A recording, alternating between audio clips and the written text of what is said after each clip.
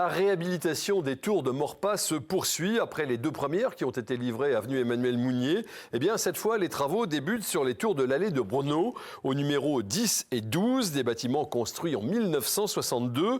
Le chantier va durer jusqu'en 2026 pour recycler dans un premier temps 160 logements. Et voilà ce que ça donnera. 110 000 € investis pour chaque appartement avec un gros travail sur la lumière et sur l'isolation, notamment l'isolation acoustique. Travail aussi sur les halls d'entrée, sur les loggias, sur les toits. Les tours ne vont pas être entièrement vidées de leurs locataires, mais ceux-ci quitteront leur logement pour 2 mois, quand viendra le moment des travaux dans l'appartement qu'ils occupent. Et durant tout ce laps de temps, eh bien, ils seront relogés dans des appartements, tous équipés par le bailleur social Archipel Habitat. Écoutez les explications.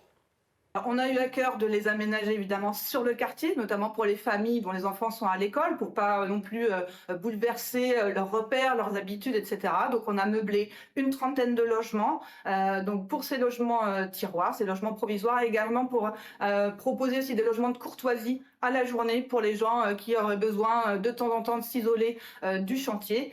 Donc on a à peu près une trentaine de logements aménagés, meublés, équipés, et voilà, et dans lesquels aussi on accompagne nos locataires pour y vivre pendant ces 2 mois un petit peu spéciaux dans leur vie de locataire.